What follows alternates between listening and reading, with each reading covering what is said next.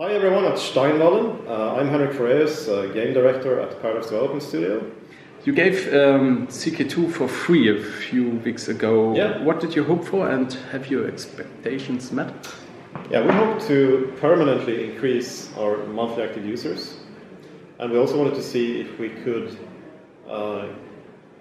get new players in who would, pay for at least one expansion. Yeah. Right.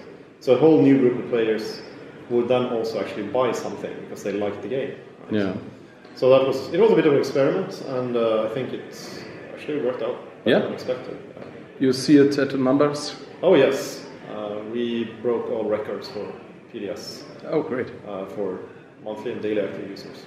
With the upcoming DLC Holy Few, you come back to some core features of the game.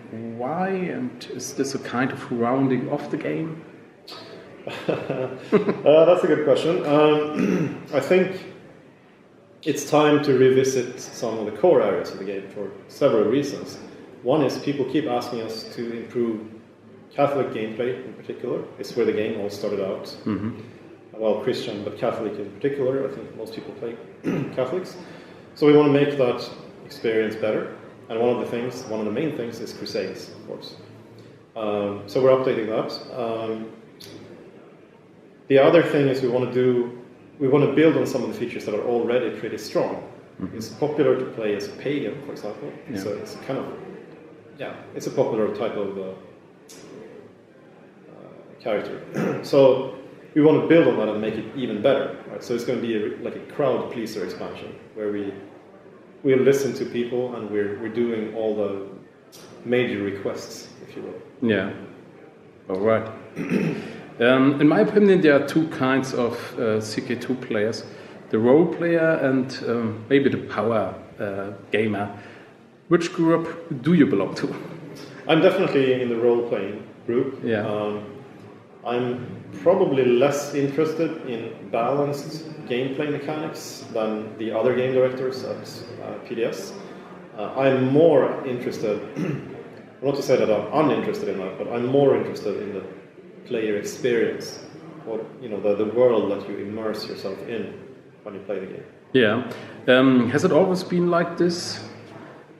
No. Maybe it has, but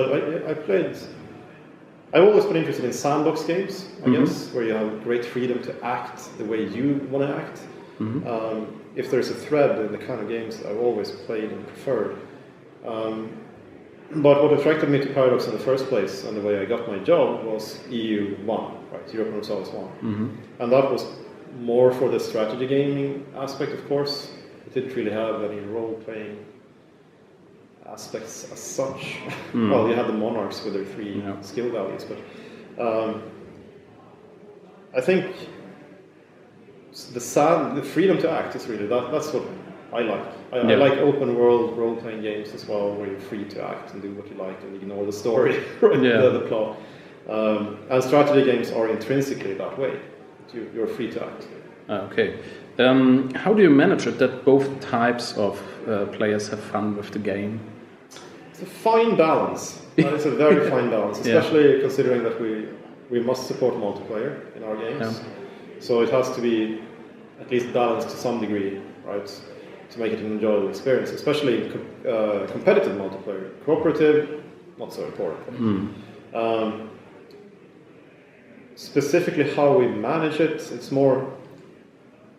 The level I've set for the game is basically that I don't want any silly exploits, right? Okay. Mm-hmm. So we try to close those at least. Mm-hmm. Like the infamous North Korea mode that some people actually enjoyed, where you didn't have any vassals and just ignored your domain limits. Right? That should not be feasible. That's not how the game was intended to be played. And we also removed the assassinate action. You could pay some money just to try and assassinate someone. That was too powerful and sort of ruined the game experience. Yeah. So on that level, I try to maintain the balance. But when it comes to introducing new mechanics and systems into the game, they are rarely of the same kind that you would see in Europa Universalis, for example, or even Hearts of Iron, where it's far more interesting to to add new sort of, I don't know how to explain it, balanced game mechanics for the player to employ. Yeah. I rather want to unlock some faction, and that has a different gameplay style. Yeah. Will there ever be playable theocracies? No. Why? I'd love to do it. Yeah. If I can figure out a way to do it, but I still haven't, because I'm not going to. One thing I'm never going to sort of abandon in CK is the fact that you're playing a bloodline, a dynasty. I think that's super important for the core experience, and I haven't really seen a way of doing that with theocracies in particular. Yeah. Republics, you can do it. You can play a patrician family, that makes sense. But with this, bishopric was an office, really, that was granted to someone. It doesn't really fit that well. Yeah, okay. Now, a very special point. Some of my viewers complain that the fonts of the game are not as good readable, like, for example, in Stellaris. Absolutely. Do you know this point? Yeah? Okay. I agree. No, the fonts are pretty terrible overall. But it's too late to change this, or...? It is, because I think we will have a lot of problems with text field overrun and sort of mismatches in 1,000 places. Oh, okay. So theoretically, yes, we could do it, but it's probably a lot of effort. Oh, okay. CK2 is the only historical PDX game which has not only alternative history, but also some very heavy fantasy elements.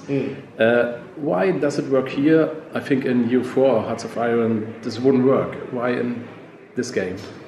It comes down to the fact that you're playing characters, I think, and the humor.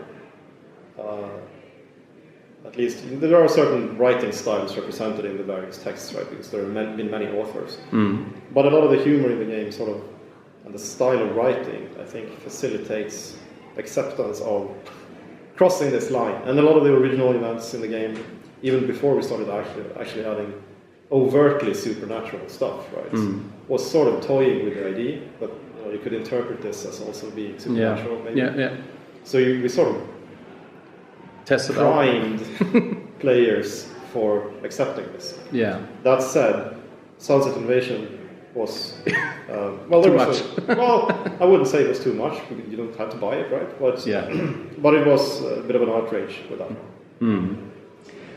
Okay. But now, of course, you can turn stuff off. Right? Yeah. So we added the game rules. Yeah. Because we want everyone to be happy. Yeah. If you could start to code CK2 again, which would be the biggest point you would change?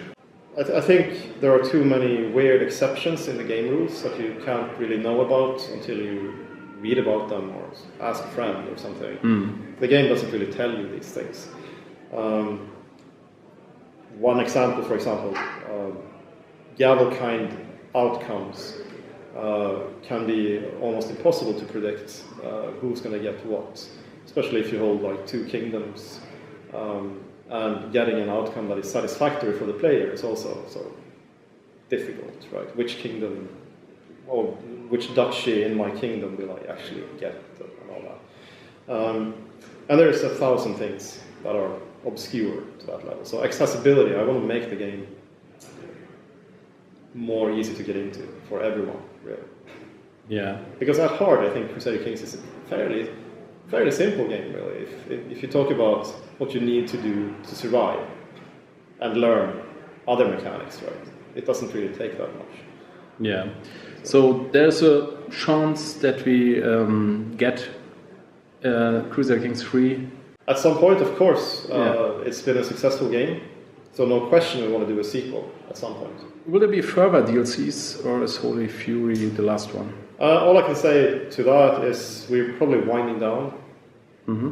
Right, so you shouldn't expect too many more expansions. Do you have opportunity to play the board game, the new one? Of course. And what's your opinion? What I've played of it, it seems very promising, actually. I really look forward to playing the final version, because I played it sort of in alpha. I gave a lot of feedback, and they changed some things. So I actually look forward to trying maybe sneak in and try and play it this weekend. Otherwise, I'll have any number of opportunities, of course. But it looks great. I really like some of the core mechanics they have, like drawing traits out of a little bag and you know, having to pick good or bad traits to do things that you want to do that end up in your bag. I really like that sort of gameplay, so I like it. Okay, thanks a lot.